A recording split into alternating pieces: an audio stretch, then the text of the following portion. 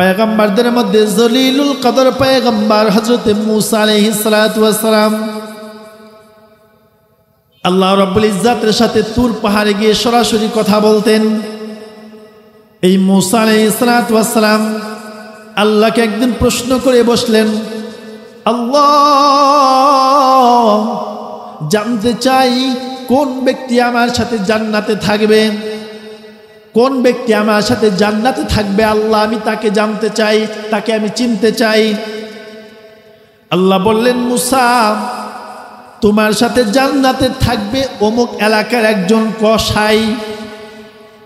মূসা পয়গম্বর আশ্চর্য হয়ে গেলেন, ও আল্লাহ, আপনি কি বললেন? কত বুজুর্গ ব্যক্তি আছেন, কত পয়গম্বর আছেন, কত আমার সহচর্য আছেন, এক গুণী জ্ঞানী গুণী ব্যক্তিরা আছেন, কেউ আমার সাথে জান্নাতে থাকবে না। অমুক কসাই আমার সাথে কি জন্য জান্নাতে থাকবেন? ও আল্লাহ, আমি এটা জানতে চাই। আল্লাহ বলে, মূসা, ওই এলাকায় যাও, ওই এলাকায় যা দেখবে একটা কসাই আছেন, ওই কসাইকে গিয়ে তুমি দেখো কেন তোমার সাথে জান্নাতে থাকবে। মূসা আলাইহিস সালাতু ওয়াস সালাম কসাই সম্পর্কে জানার জন্য রওনা হয়ে গেলেন। জিজ্ঞেস করে ঠিকানা নিয়ে কসাইয়ের দোকানের সামনে চলে গেলেন। দেখলেন সকালবেলা কসাই একটা বকরি জবাই করলো, সেটা চামড়াটা ছিলে ফেলল, গোশতগুলো বানাইয়া সিনা থেকে নরম গোশতগুলো আলাদা একটা প্যাকেটের মধ্যে ঢুকাইল। ইন দ্য মিন টাইম হযরত মূসা আলাইহিস সালাতু ওয়াস সালাম উপস্থিত। ডাক দিয়ে বললেন, ভাই, আমি আজকে আপনার বাড়িতে মেহমান হতে চাই, মেহমান। ওই কসাই মূসা নবীকে চিনে না। বলল, ঠিক আছে, আপনি আমার বাড়িতে মেহমান হবেন, আমার থাকার জায়গা তেমন ভালো না। আমি সন্ধ্যাবেলা কাজ শেষ করে বাজার থেকে বাড়িতে যাব, এর আগে কিন্তু আমি বাড়িতে যেতে পারবো না। মূসা নবী ডাক দিয়ে বলেন, সমস্যা নাই, আমি তোমার সাথেই যাব।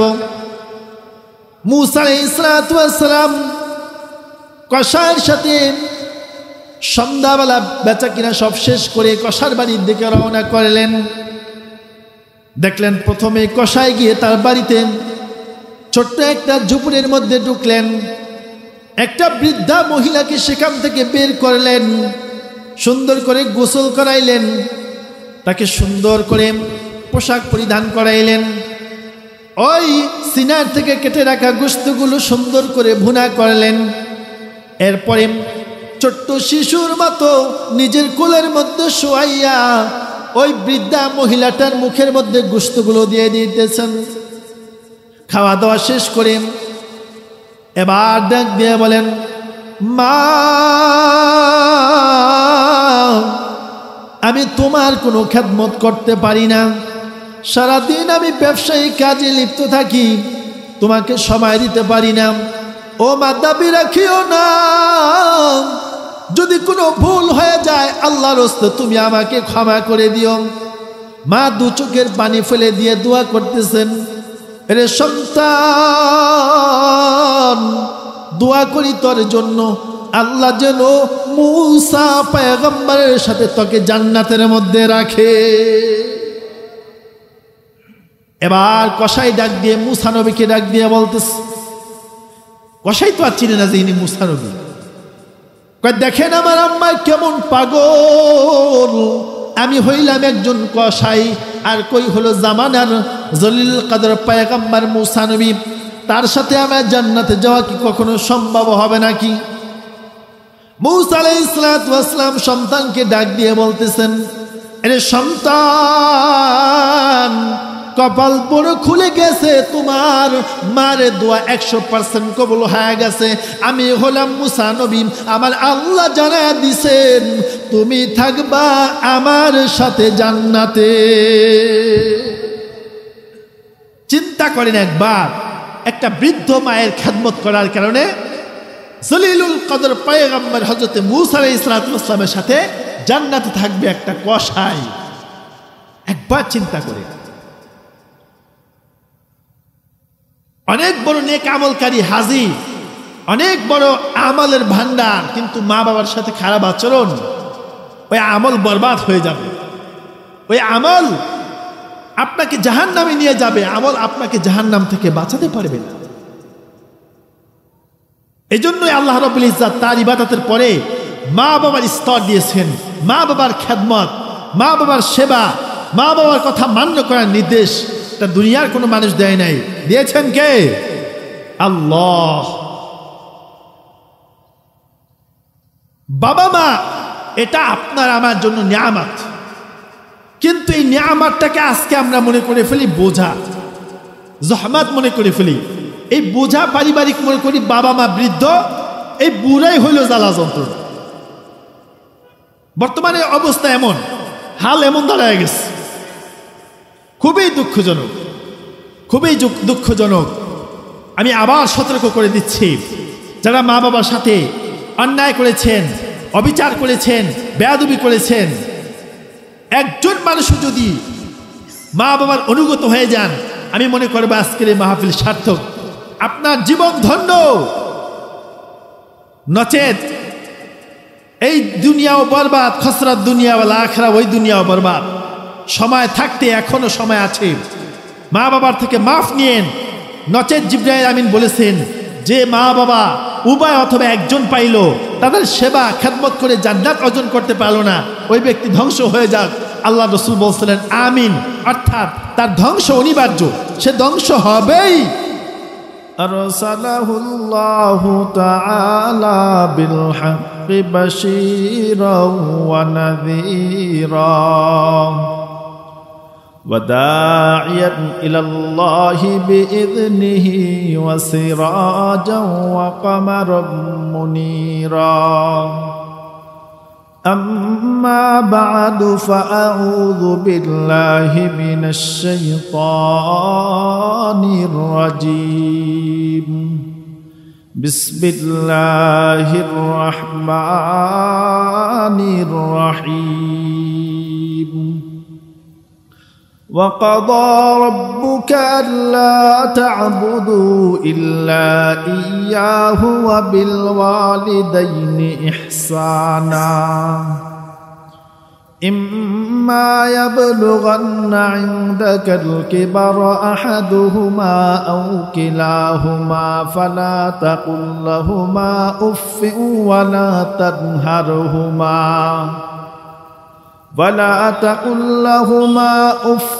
ولا تنهرهما وقل لهما قولا كريما واخفض لهما جناح الذل من الرحمة وقل رب ارحمهما كما ربياني صغيرا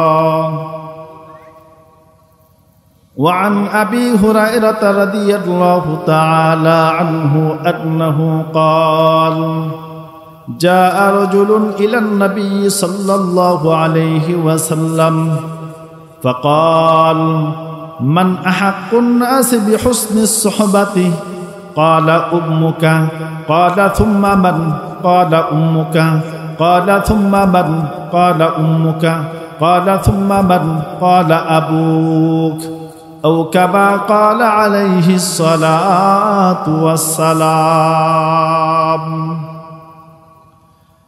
ভাই বক্স আছে সাউন্ড কই ছোট প্যান্ডেল মানে সাউন্ড কই এই অবস্থা বক্সের সাউন্ড নেই মাইকের সাউন্ড নেই একটু সাউন্ড তো ঠিকই না একেবারে আমি লাগবে দেখো না হইতেই আছে না এত ছোট প্যান্ডেলের মধ্যে শুধু দুটা বক্স না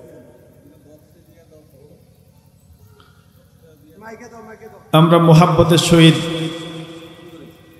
একটু আল্লাহ তাআলার নাম স্মরণ করি লা ইলাহা ইল্লাল্লাহ লা ইলাহা ইল্লাল্লাহ লা ইলাহা যারা আমরা এদিক সেদিক ঘোরাফেরা করতেছি মেহেরবানি করে আমরা জান্নাতের বাগিচার মধ্যে এসে বসে যাই লা ইলাহা ইল্লাল্লাহ লা ইলাহা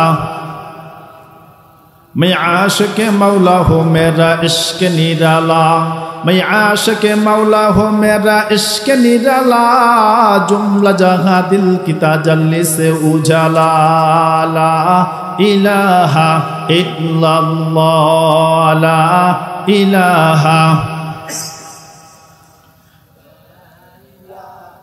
যার দিলে আছে আল্লাহর ভয় আল্লাহ আল্লাহ সর্বদাই কয় যার দিলে আছে আল্লাহর ভয় আল্লাহ আল্লাহ সর্বদাই কয় দুনিয়াদারি ভালো লাগে না দুনিয়াদারি ভালো লাগে না ভালো লাগে শুধু ইল্লাল্লাহ লা ইলাহা ইল্লাল্লাহ লা ইলাহা ইল্লাল্লাহ লা ইলাহা ইল্লাল্লাহু মুহাম্মাদুর রাসূলুল্লাহ সাল্লাল্লাহু আলাইহি ওয়াসাল্লাম। রকন্দপুর বকুলতলা জামে মসজিদের উদ্যোগে সপ্তম বার্ষিক ওয়াজ ও দোয়ার মাহফিল আগত অত্র মাহফিলের সম্মানিত শ্রোতাবৃন্দ, সভাপতি, প্রধান অতিথি, দেগার হজরত নায়েব নবী, জাতির মাথার মুকুট হজরত উলামায়ে কেরাম, বাবার বয়সের মুরব্বিয়ানে আজম, সমবয়সী যুবক বন্ধুরা, কলিজার টুকরা স্নেহের ছোট ছোট ভাইয়েরা, মহান রব্বুল ইজ্জাতের দরবারে অসংখ্য শুকরিয়া যে মহান আল্লাহ সুবহানাহু ওয়া তাআলা আমাদেরকে অত্যন্ত মায়া করে মোহাব্বত করে ভালোবেসে ফিতনা ফাসাদের জামানায়, গুনাহের প্রতিযোগিতার জামানায় আল্লাহ এবং তার রসুলের সন্তুষ্টি ভালোবাসা অর্জনের লক্ষ্যে জান্নাতের বাগান সাজিয়ে সেই জান্নাতের বাগিচায় ফল খাওয়ার নামান্তর কুরআন এবং হাদিসের আলোকে দিক নির্দেশনামূলক কথাবার্তা শুনবার জন্য, বলবার জন্য রব্বুল ইজ্জাত আমাদেরকে কবুল করেছেন। এজন্য সকলেই সেই মহান মালিককে সন্তুষ্টি করার লক্ষ্যে ঈমানের বলে বলিয়ান হয়ে উচ্চস্বরে একবার কালিমাতুশ শুকর আদায় করে নি আলহামদুলিল্লাহ। মুহতারাম হাজরিন, আমি আপনাদের সম্মুখে মহান আল্লাহ তাআলার কালামুল্লাহ থেকে সূরা বনী ইসরাঈলের 23 এবং 24 নম্বর আয়াত তেলাওয়াত করেছি। রাসূলের অসংখ্য বাণী হাদিস শরীফ থেকে ছোট্ট একখানা হাদিস পাঠ করেছি। আল্লাহ তাআলা তৌফিক দিলেন আয়াতদ্বয় এবং হাদিসের সমন্বয়ে ইখলাসের নিয়তে কিছু কথা বলবার চেষ্টা করব। রব্বুল ইজ্জাত কথাগুলোকে দিলের কান লাগিয়ে শ্রবণ করে আমাদের সকলকে আমালের জীবনে কথাগুলোর বাস্তবতা রূপ দেওয়ার আমাদের সকলকে তৌফিক দান করুন। সকলে বলুন আমিন। মুহতারাম হাজরিন, আমরা যে বিষয়ে আলোচনা করব এবং শুনব, প্রথমে আমরা বিষয়টা ক্লিয়ার হয়ে যাই। বিষয়টা হচ্ছে সন্তানের জন্য মা বাবার করণীয়, অর্থাৎ মা বাবার খিদমত। সন্তানের জন্য কি করণীয় বাবা মার জন্য? কেন আলোচনা করব? কিয়ামতের আলামত সমূহের মধ্য থেকে একটা আলামত হচ্ছে কিয়ামতের আগে সন্তান তার বাবার মায়ের অবমূল্যায়ন করবে, বাবা মার খিদমত করবে না, বাবা মার সাথে ভালো আচরণ করবে না। এটা কিয়ামতের আলামত।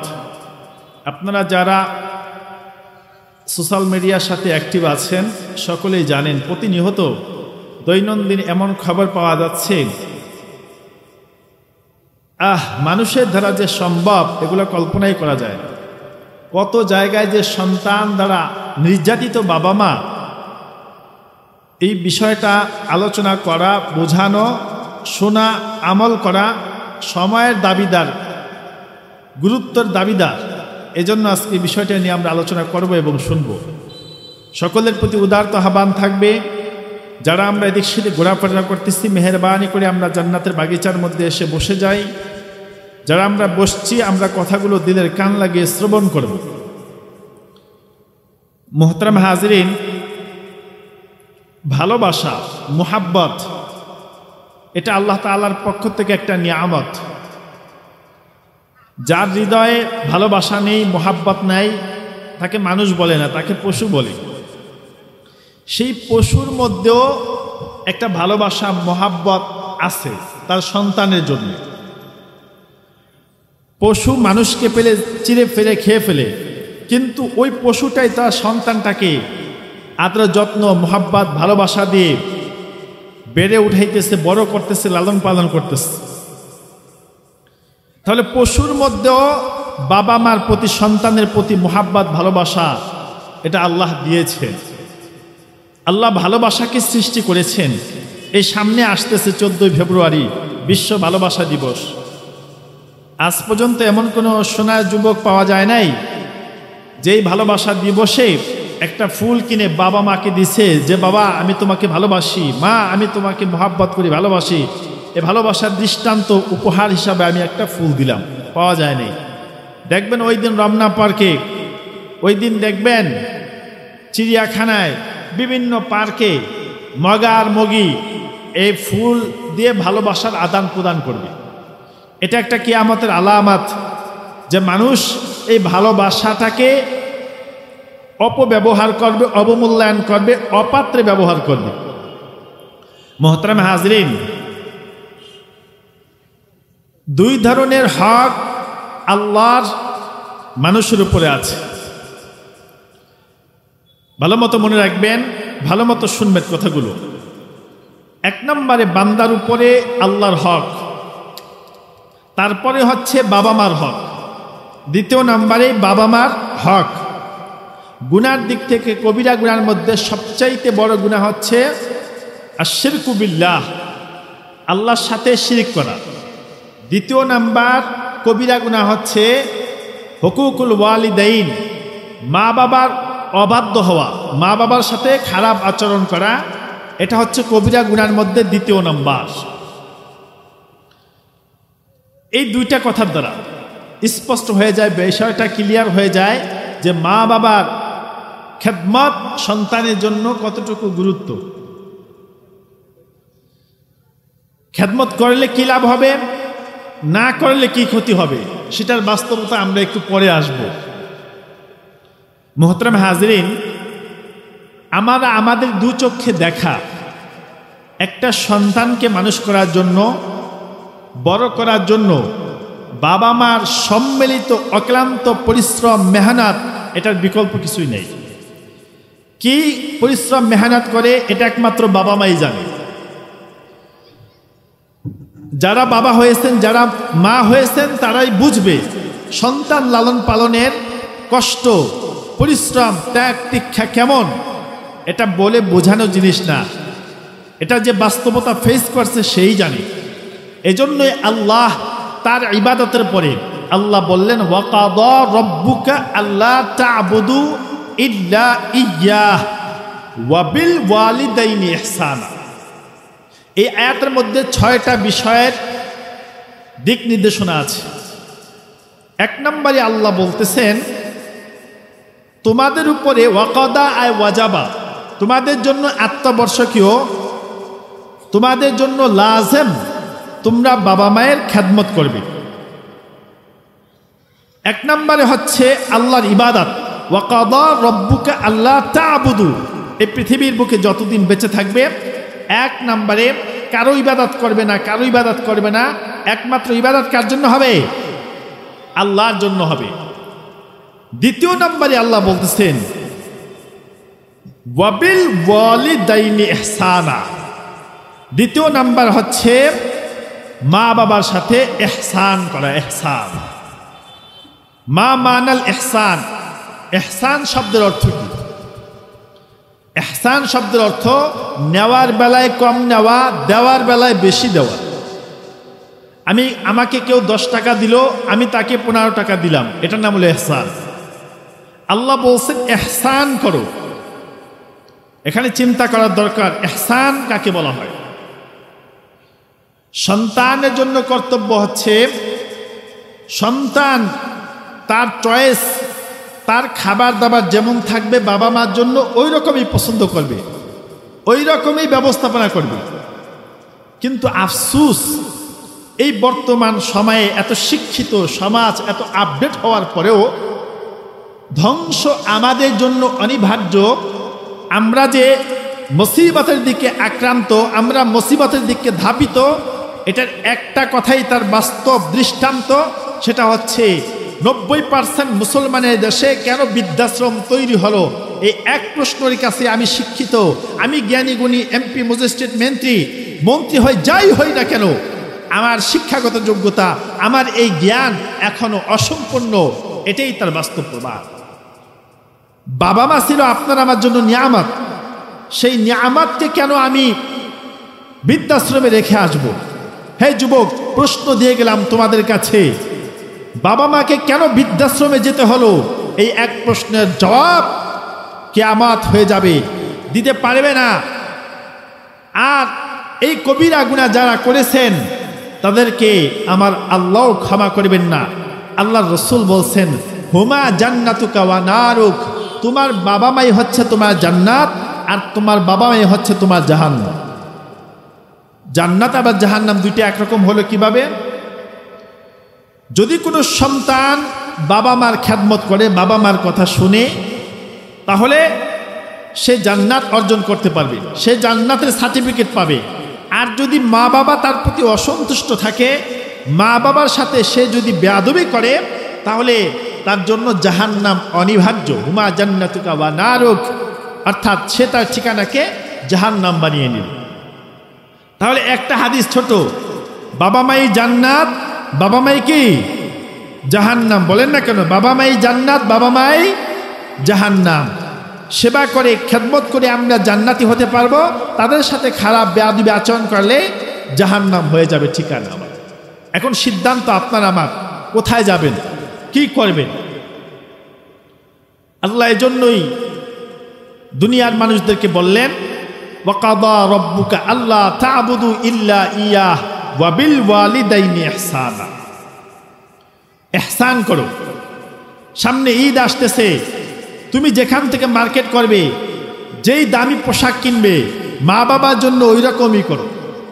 তুমি রেস্টুরেন্টে যা খাও, তুমি বিভিন্ন নামি দামি খাবার খাও, মা বাবার জন্য ওই রকম খাবারই ব্যবস্থা করো। এটার নাম হচ্ছে ইহসান। ওয়াবিল ওয়ালিদাইনি ইহসানা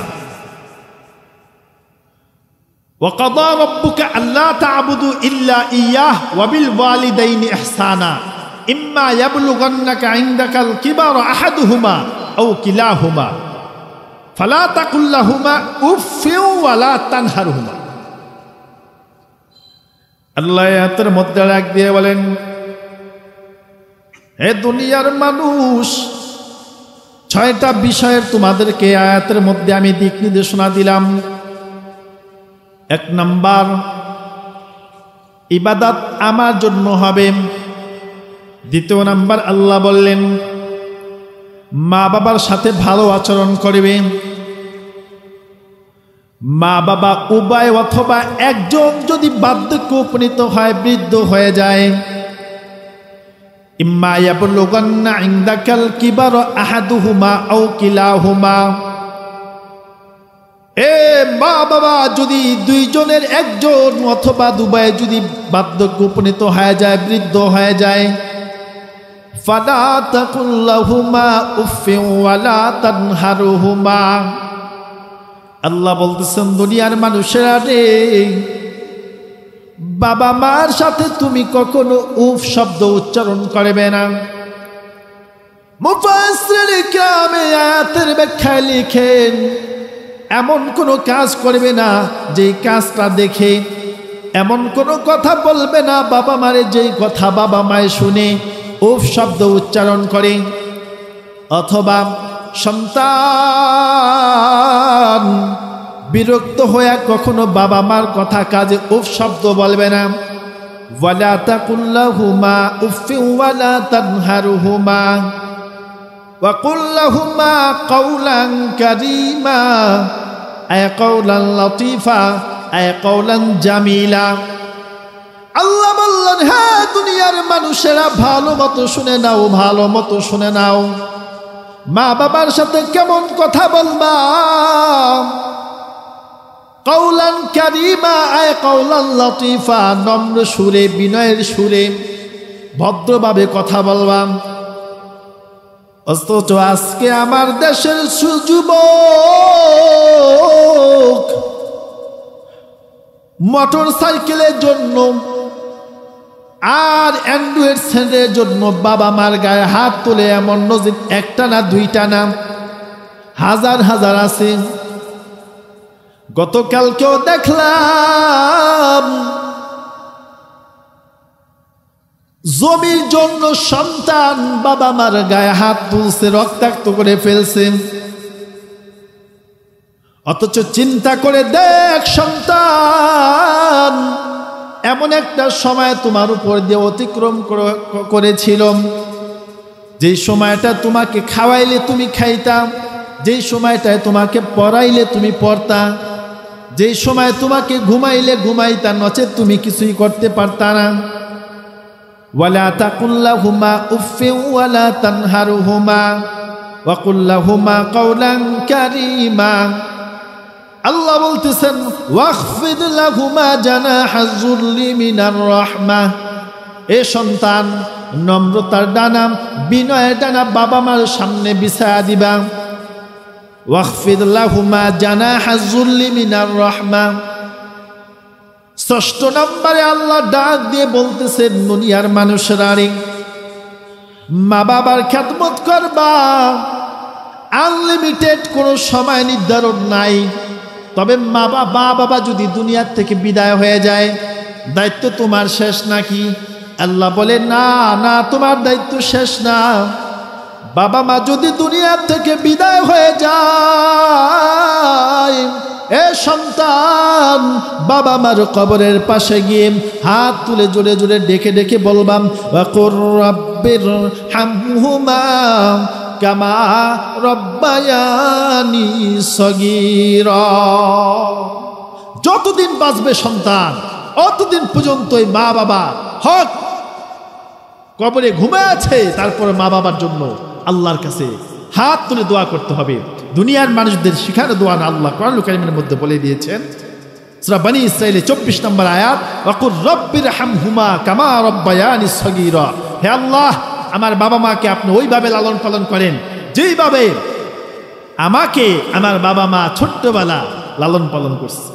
ছোট্টবেলা কিভাবে লালন পালন করছে, যারা লালন পালন করেন তারা বুঝেন। আল্লাহ এত সুন্দর দোয়া আমাদেরকে শিখিয়ে দিয়েছেন। এই দোয়াটা বাবা মার জন্য বেশি বেশি করে আমাদেরকে তৌফিক দান করে সকলে বলেন আমিন। যারা বাবা মার খেদমত করবেন তাদের লাভ কি হবে, এই লাভের ব্যাপারে 5টা লাভ কিতাবের মধ্যে আসছে। হাকিমুল উম্মাত মুজাদ্দিদ মিল্লাত আশরাফ আলী থানভী রাহমাতুল্লাহ আলাইহি কিতাবের মধ্যে লেখেন, যদি কোনো সন্তান বাবা মায়ের অনুগত হয়, বাবা মার খেদমত করে, আল্লাহ রব্বুল ইজ্জত তাকে 5টা পুরস্কার দিবেন। কয়টা পুরস্কার? 5টা পুরস্কার দিবেন। 1 নাম্বার, আল্লাহ রব্বুল ইজ্জত ওই সন্তানের হায়াতকে দীর্ঘায়িত করে দিবেন। সুবহানাল্লাহ, হায়াত বাড়ায় দিবেন। দেখবেন যারা সন্তান আছেন, বাবা মাকে ভালো একটা জিনিস খাওয়াইলে, ভালো একটা জিনিস দিলে, বাবা মা ডাক দিয়ে বলে সন্তান আল্লাহ তোমাকে বাঁচায় রাখুক, আল্লাহ তোমার হায়াত দীর্ঘায়িত করে দেন, হায়াত বাড়ায় দেন। দোয়া করে না? 1 নম্বরে এই দোয়াটা করে বাবা মা, খুশি হয়ে এই দোয়াটা করে যে আল্লাহ তোমারে বাঁচায় রাখুক, দীর্ঘদিন তুমি বেঁচে থাকো। 1 নম্বরে আশরাফ আলী থানভী রাহমাতুল্লাহ আলাইহি বলেন আল্লাহ তোমার হায়াতকে দীর্ঘায়িত করে দিবেন। 2 নাম্বার, আল্লাহ বালা মুসিবত তোমার থেকে দূরে সরায়া দিবেন। কি দূরে সরায়া দিবেন? বালা মুসিবত আছে না আমাদের? এর সন্তান আজকে বালা মুসিবত আর বালা মুসিবত, থাকার জায়গায় সমস্যা, খাওয়ার সমস্যা, চাকরিতে সমস্যা, ফ্যামিলিগত সমস্যা, একবারও বিবেকরে প্রশ্ন করিও, আরে বিবেক, জিজ্ঞেস করতে চাই বাবা মার সাথে কোনো অন্যায় আছে কিনা। বিবেক যদি বলে হ্যাঁ বাবা মার সাথে খারাপ আচরণের রেকর্ড আছে, আর দেরি করিও না রে যুবক, দৌড়ে গিয়া বাবা মার পায়ে পড়ে বাবা মার থেকে মাফ নাও, নচেত এই দুনিয়াও বরবাদ সেই দুনিয়াও বরবাদ।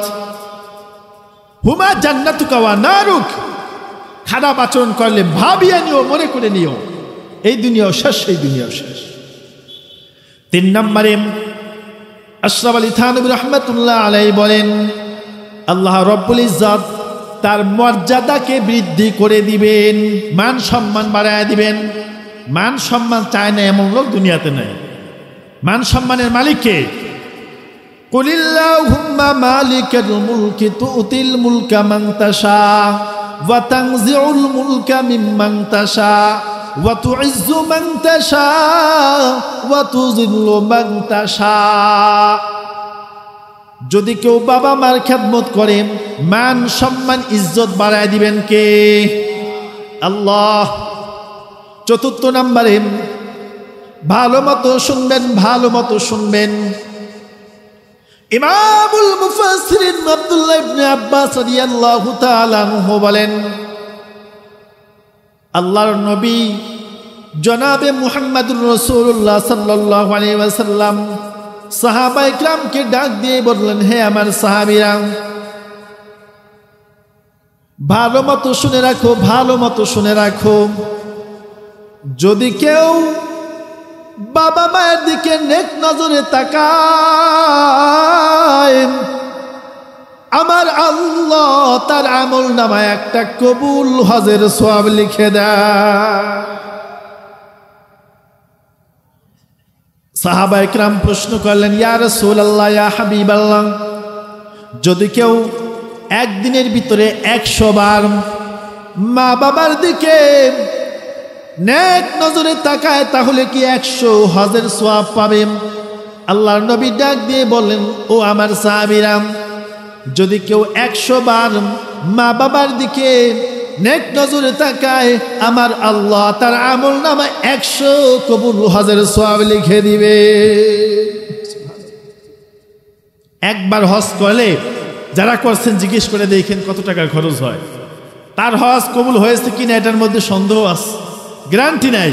কিন্তু মা বাবার দিকে নেক নজরে তাকাইছেন, এটার কোনো গ্যারান্টি 100% আছে, এটা বিফল যাবে এটার কোনো গ্যারান্টি নেই। 100% আপনার আমল নামায় জমা হয়ে গেছে। হাকিমুল উম্মাত মুজাদ্দিদ মিল্লাত আশরাফ আলী থানভী রাহমাতুল্লাহ আলাইহি ডাক দিয়ে বলেন, দুনিয়ার মানুষেরা, 4 নাম্বার, যখন নেক সন্তান বারবার বাবা মার দিকে তাকায় আর কবুল হজের সওয়াব অ্যাকাউন্টে জমা করে, তখন ফেরেশতারা ডাক দিয়ে বলে, আল্লাহ, এই সন্তানটা জীবনে মক্কা দেখে নাই, মদিনা দেখে নাই, রাসূলের রওজা জিয়ারত করে নাই, তারপরও আমল নামায় এত নেকি, এত কবুল হজের সওয়াব।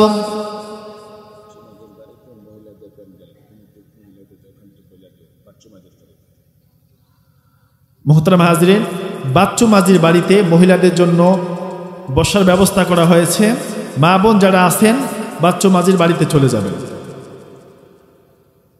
বলতেছিলাম, আল্লাহর রাসূল বলতেছেন যে বারবার যখন বাবা মার দিকে তাকায়, ফেরেশতারা আল্লাহকে ডেকে বলতেছেন, হে মালিক, এই সন্তান জীবনে মক্কা যায় নাই, মদিনা যায় নাই, রাসূলের রওজা জিয়ারত করে নাই, এরপরও এই সন্তানের আমল নামায় এত হজের সওয়াব, হজের সওয়াব। ও আল্লাহ, তুমি এই সন্তানটাকে বাস্তবে মক্কা মদিনা দেখবার তুমি ব্যবস্থা করিয়া দাও।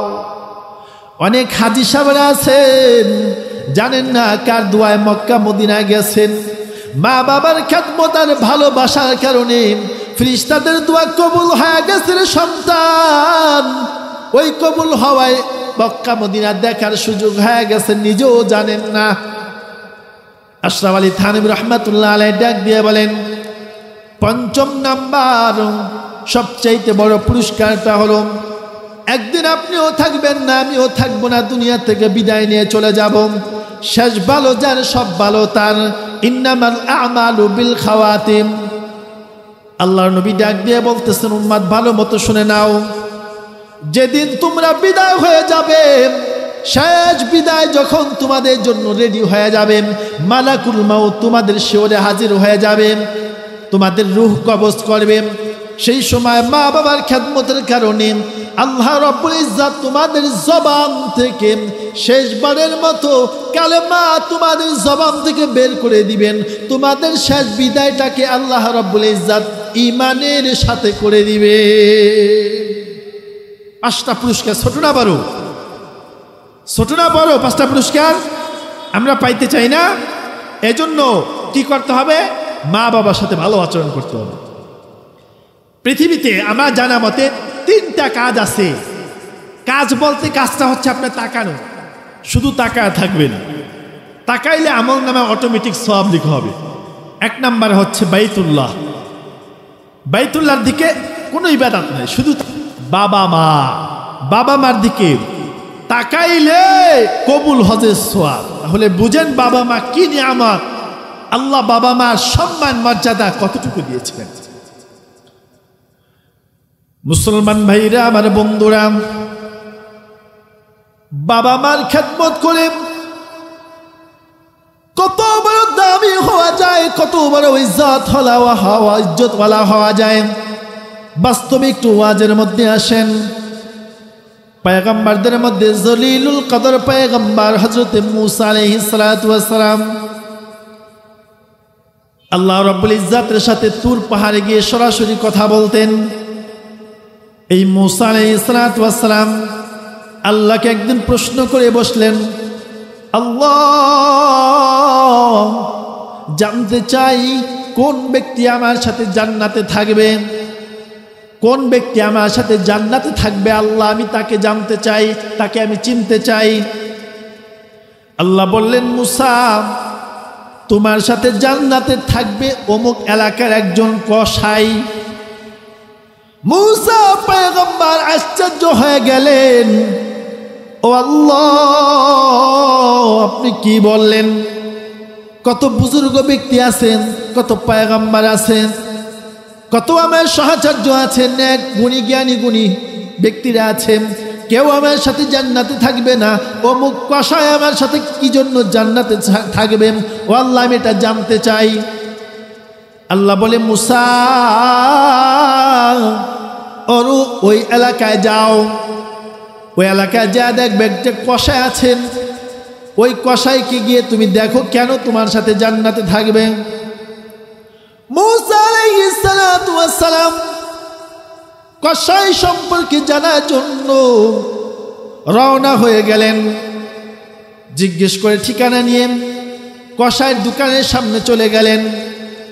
দেখলেন সকালবেলা কসাই একটা বকরি জবাই করলো, সেটা চামড়াটা ছিলে ফেললো, গোশতগুলো বানাইয়া সিনা থেকে নরম গোশতগুলো আলাদা একটা প্যাকেটের মধ্যে ঢুকাইল। ইন দ্য মিন টাইম হযরত মূসা আলাইহিস সালাতু ওয়াস সালাম উপস্থিত। ডাক দিয়ে বললেন, ভাই, আমি আজকে আপনার বাড়িতে মেহমান হতে চাই। মেহমান। ওই কসাই মূসা নবীকে চিনে না। বলল, ঠিক আছে, আপনি আমার বাড়িতে মেহমান হবেন, আমার থাকার জায়গা তেমন ভালো না। আমি সন্ধ্যাবেলা কাজ শেষ করে বাজার থেকে বাড়িতে যাব, এর আগে কিন্তু আমি বাড়িতে যেতে পারবো না।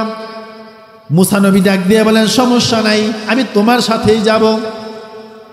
মূসা আলাইহিস সালাতু ওয়াস সালাম কসাইয়ের সাথে সন্ধ্যাবেলা বেচা কিনা সব শেষ করে কসার বাড়ির দিকে রওনা করলেন। দেখলেন প্রথমে কসাই গিয়ে তার বাড়িতে ছোট্ট একটা ঝুপড়ির মধ্যে ঢুকলেন। একটা বৃদ্ধা মহিলাকে সেখান থেকে বের করলেন, সুন্দর করে গোসল করাইলেন, তাকে সুন্দর করে পোশাক পরিধান করাইলেন। ওই সিনার থেকে কেটে রাখা গোশতগুলো সুন্দর করে ভুনা করলেন।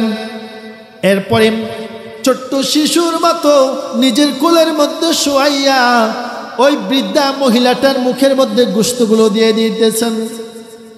খাওয়া দাওয়া শেষ করে এবার ডাক দিয়ে বলেন, মা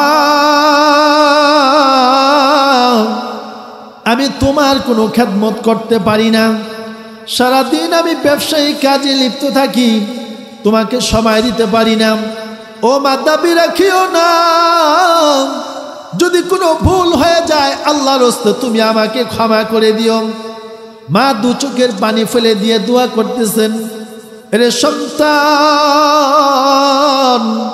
দোয়া করি তোর জন্য আল্লাহ যেন মূসা পয়গম্বরের সাথে তোকে জান্নাতের মধ্যে রাখে। এবার কসাই ডাক দিয়ে মূসা নবীকে ডাক দিয়ে বলতেছে, কসাই তো আর চিনে না যে ইনি মূসা নবী।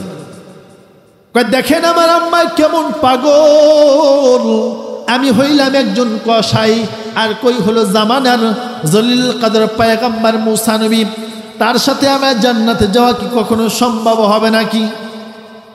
মূসা আলাইহিস সালাতু ওয়াস সালাম সন্তানকে ডাক দিয়ে বলতেছেন, আরে সন্তান কপাল বড় খুলে গেছে, তোমার মারে দোয়া 100% কবুল হয়ে গেছে। আমি হলাম মূসা নবী, আমার আল্লাহ জানায়া দিছেন তুমি থাকবা আমার সাথে জান্নাতে। চিন্তা করেন একবার, একটা বৃদ্ধ মায়ের খেদমত করার কারণে জলিলুল কদর পয়গম্বর হযরত মূসা আলাইহিস সালাতু ওয়াস সালামের সাথে জান্নাতে থাকবে একটা কসাই। একবার চিন্তা করে, অনেক বড় নেক আমলকারী হাজী, অনেক বড় আমলের ভান্ডার, কিন্তু মা বাবার সাথে খারাপ আচরণ, ওই আমল বরবাদ হয়ে যাবে। ওই আমল আপনাকে জাহান্নামে নিয়ে যাবে, আমল আপনাকে জাহান্নাম থেকে বাঁচাতে পারবে না।